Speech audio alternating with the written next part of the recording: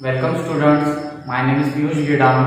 आज मैं आपको बायोलॉजी का एनाटॉमी ऑफ फ्लावरिंग प्लांट्स का एनसीईआरटी पेज नंबर 90 और 91 पर जो एनाटॉमी है डायकॉट रूट की और मोनोकॉट रूट की वो मैं पढ़ा रहा हूँ। और इसमें आपको एनसीईआरटी के पेज नंबर 90 पर जो डायग्राम दिया है, जो 91 पेज नंबर पर भी डायग्राम दिया है डायकॉट रूट का और मोनोकॉट रूट का, वो आपको देखते रहना है जब मैं आपको पढ़ाऊंगा। इससे आपका कंफ्यूजन मिटता जाएगा और जो ये टॉपिक है आपको और अच्छे से क्लियर होता चला जाएगा। तो मैं आगे बढ़ते हुए पेज नंबर 90 पर जो डायकॉट रूट की थ्योरी है, इस पर बेसिस जो हमने नोट्स बनाए हैं लाइन टू लाइन, उसको मैं आपको पढ़ा देता हूँ। ये पढ़ाने से पहले मैं आपको बता देता हूँ कि ये डायकॉट जो प्लांट है, डायकॉट प्लांट मैंने थोड़ा बड़ा टाइप का बनाया है और मोनोकॉट जो प्लांट है मैंने थोड़ा छोटा साइज का बनाया है, क्योंकि आप सबको पता होगा डायकॉट प्लांट्स बड़े प्लांट्स होते हैं और इनका और डायकॉट प्लांट्स में हमें ये याद रखना है इनके रूट में जो है इस तरह का फोर जाइलम्स इस तरह के बनते हैं डायकॉट रूट्स में, लेकिन वहीं पर मोनोकॉट रूट्स में 6 जो कि पॉलीआर्च है, पॉलीआर्च रूट्स बनते हैं। और ये डायकॉट और ये जो डायकॉट स्टेम है इसके बारे में मैं नेक्स्ट लेक्चर में आपको बताऊंगा। और इसी तरह मोनोकॉट जो स्टेम है इसके बारे में भी मैं आपको नेक्स्ट लेक्चर में बताऊंगा। तो आते हैं हम डायकॉट रूट की एनाटॉमी पे। मैं यहाँ फिर से लिख देता हूँ कि डायकॉट रूट का एनाटॉमी है, एनाटॉमी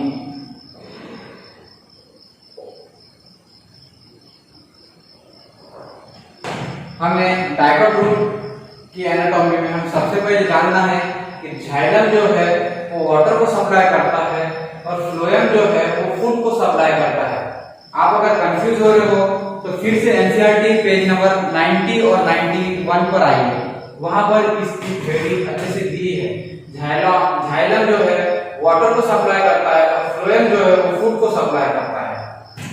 अब हम आते हैं डायकॉट रूट की एपिडर्मिस। एपिडर्मिस जो है बच्चों, एपिडर्मिस जो है वो सबसे बाहरी आउटर मोस्ट लेयर है और उसको ही एपिब्लेमा भी कहा गया है। एनसीईआरटी के हिसाब से एपिडर्मिस को ही एपिब्लेमा कहा गया है।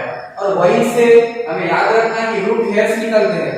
रूट हेयर्स यूनिसेल्युलर है, हमें याद रखना है कि एपिडर्मिस आउटर मोस्ट लेयर है, उसी को एपिब्लेमा कहते हैं और वहीं से यूनिसेल्युलर रूट हेयर्स निकलते हैं। अगर आप ध्यान से एनसीईआरटी के डायग्राम को देखो तो ये हमें रूट हेयर्स निकलते हुए दिखेगी, जिसे एपिडर्मिस कहा गया है।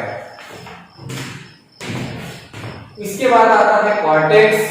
कॉर्टेक्स मतलब कि cortex layer of parenchyma cell से बना होता है विद इंटरसेलुलर स्पेस। मतलब कॉर्टेक्स में इंटरसेलुलर स्पेस होगी और वो पैरेन्काइमा सेल से बना होगा।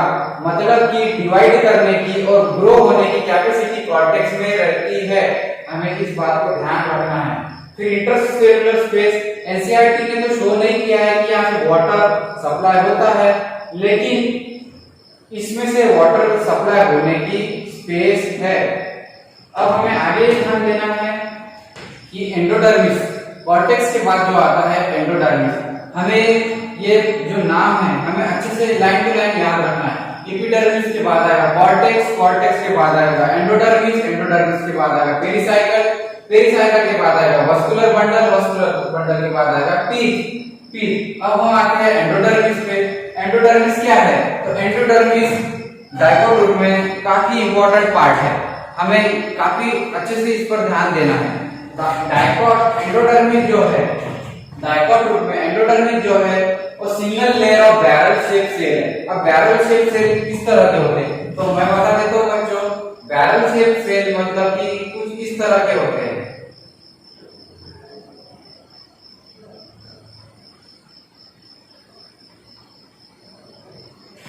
ओके, एंडोडर्मिस को मैं फिर से बता देता हूँ कि single layer of barrel shape cell है और वो जो सेल है वो waxy material water impermeable suberin कहते हैं, सुबेरिन मटेरियल से बने हैं और वो मटेरियल जो है वैक्सी मटेरियल। और हमें बच्चों काफी ध्यान से याद रखना है कि वो वाटर इम्परमिएबल है।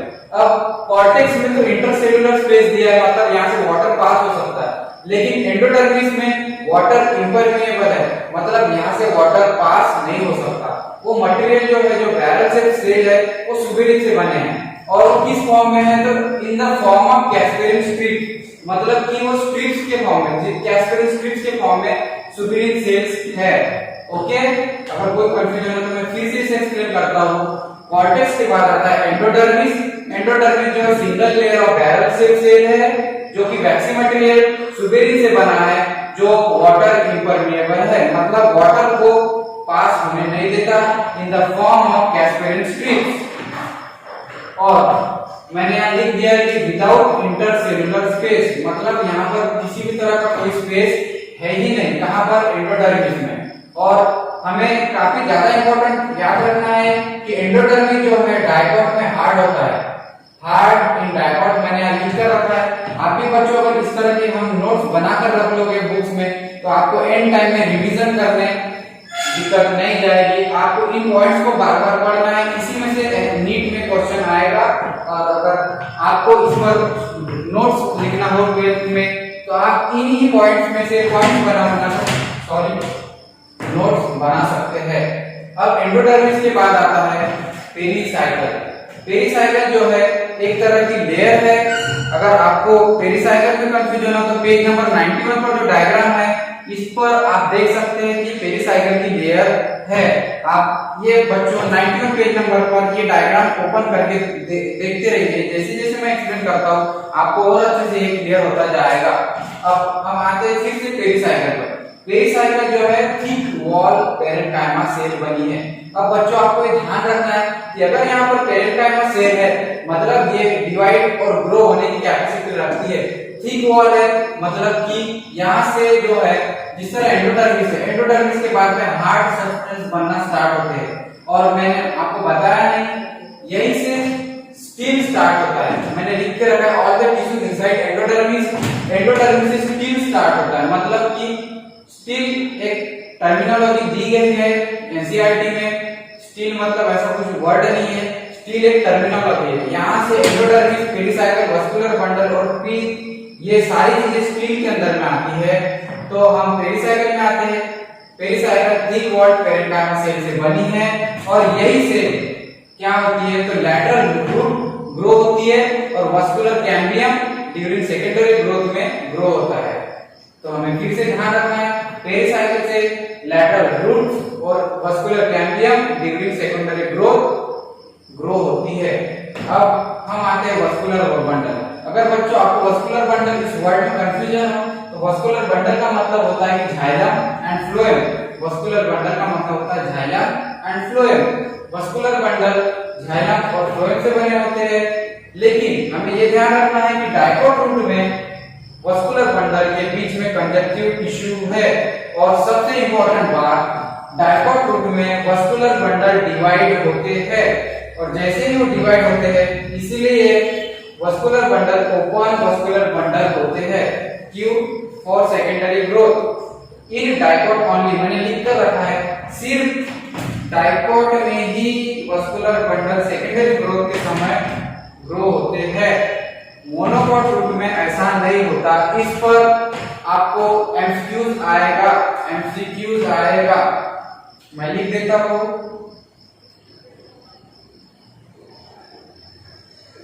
इस पर आपको एमसीक्यू आएगा कि vascular bundle open vascular bundle for secondary growth in dicot only.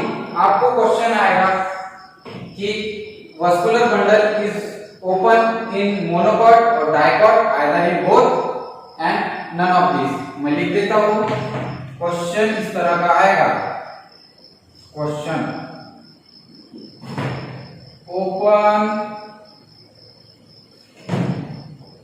Vascular bundle in, option A आएगा डायकॉट, ऑप्शन बी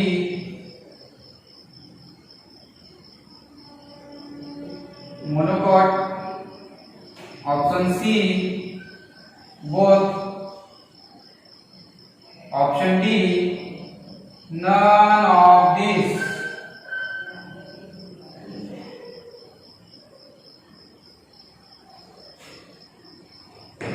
तो बच्चों हमें इस ऑप्शन पे ऑप्शन ए को क्लिक करना है। ये काफी इंपॉर्टेंट क्वेश्चन है, इस तरह के क्वेश्चन आपको नीट में देखने को मिलेंगे। और हमें डायकोट रूप में और एक ध्यान रखना है कि वस्कुलर बंडल जो है 2 to 4 जाइलम पैचेस में आएगा। मैंने इस तरह पर यहाँ पे 4 पैचेस बनाकर रखे कि डायकोट प्लांट की रूट में जाइलम, ये 4 मैंने जो रेड रेड बना के रखे। इस तरह के 4 आपको नीट एनसीईआरटी में भी देखने मिलेंगे कि इन्होंने भी 4 ऐसे प्लस टाइप के साइन में ऐसे बनाकर रखे हैं। तो हमें याद रखना है, ये भी नीट का क्वेश्चन आ सकता है कि vascular bundle in dicot 2 to 4 ही होते हैं। और इसके बाद आता है पीथ जो है सेंटर एरिया है डायकोट रूट का।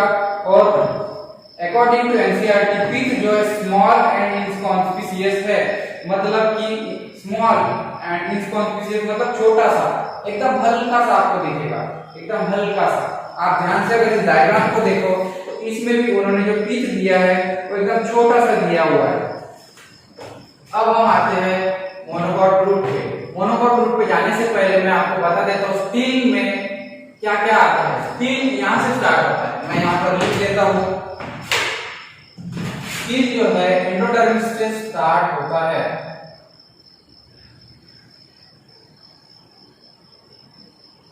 स्टील में endodermis, pericycle, vascular bundle and pith आता है। All the tissue inside endodermis. अगर बच्चों आपको कोई कंफ्यूजन हो तो मैं लाइव क्लास में आपको ये टॉपिक फिर से समझा दूंगा। अब हम आते हैं मोनोकॉट रूट पे। जिस तरह मैंने मोनोकॉट प्लांट की रूट में 6 मतलब पॉलीआर्च जाइलम बना के रखे, आपको डायग्राम याद रखना है। 6 पॉलीआर्च,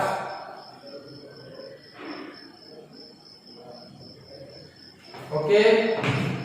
अब मोनोकॉट रूट और डायकॉट रूट में डिफरेंस क्या क्या है और क्या क्या सिमिलरिटी है, हमको ये जानना है। एनसीईआरटी में इस पर काफी कम लाइनें दी हुई, लेकिन काफी इंपॉर्टेंट लाइनें दी हुई है। तो मोनोकॉट रूट में देखा जाए तो एनाटॉमी सेम है, मतलब कि डायकॉट रूट और मोनोकॉट रूट की एनाटॉमी सेम है। उसमें भी एपिडर्मिस है, जिस तरह एपिडर्मिस डायकॉट रूट में थी। कॉर्टेक्स है, जिस तरह कॉर्टेक्स डायकॉट रूट में था। एंडोडर्मिस है, जिस तरह डायकॉट रूट में भी एंडोडर्मिस थी। पेरिसाइकल है, जिस तरह की डायकॉट रूट में पेरिसाइकल थी। वस्कुलर बंडल है, लेकिन वस्कुलर बंडल में डिफरेंस है। इसमें भी वस्कुलर बंडल है, इसमें भी वस्कुलर बंडल है। वस्कुलर बंडल मतलब in short xylem and phloem. लेकिन वस्कुलर बंडल्स में मोनोकॉट रूट के वस्कुलर बंडल 6 जाइलम बंडल्स होते हैं। और इसका पीथ जो है, पीथ के बारे में हम आगे जानेंगे। तो इसमें डिफरेंस क्या है, क्वेश्चन आता है नीट में। डिफरेंस क्या है monocot root and dicot root में। तो मोनोकॉट रूट में और डायकॉट रूट में डिफरेंस ये है कि जाइलम जो है मोनोकॉट रूट में वो 6 जाइलम बंडल्स है। इसका मतलब एनसीईआरटी में 6 जाइलम बंडल्स को पॉलीआर्च लिखा गया है। और डायकॉट रूट में जाइलम बंडल्स जो है 2 to 4 है। नॉर्मली डायग्राम में तो 4 दिया गया है, और जो 6 पॉलीआर्च है मैंने यहाँ पे रेड रेड बनाकर भी रखे हैं। और जो मोनोकॉट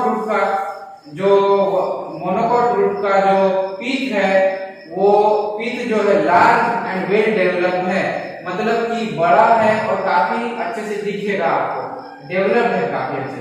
एंड मोनोकॉट रूट और डायकॉट रूट में एक सबसे मेजर डिफरेंस है, very very important NEET question, important for NEET. इस पर काफी बार आपको एमसीक्यूज में क्वेश्चन दिखेगा। Monocot root do not undergo secondary growth. Monocot root secondary growth करता ही नहीं है। अगर मोनोकॉट रूट सेकेंडरी ग्रोथ करता तो उसकी रूट्स डायकॉट रूट से बड़ी होती। लेकिन हमने देखा है कि मोनोकॉट रूट नॉर्मली इस तरह मोनोकॉट प्लांट होता है। नॉर्मली इस तरह मोनोकॉट प्लांट होता है। वो इस तरह की रूट्स आती है।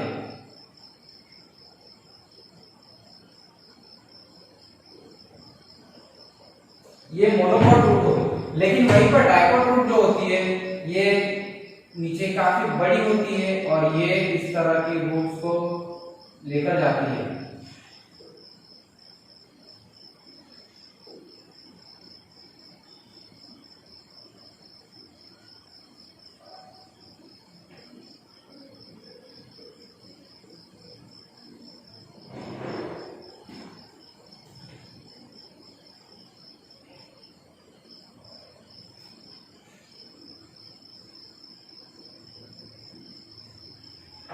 अगर आपको डाइकॉट में काफी आपको अगर डाइकॉट समझ में नहीं आ रहा होगा तो आप ध्यान रखिए कि मैंगो ट्री जो है वो डाइकॉट में आता है और मैंगो ट्री की जो जड़ें होती है, जो रूट्स होती है वो काफी डीप और बड़ी होती है।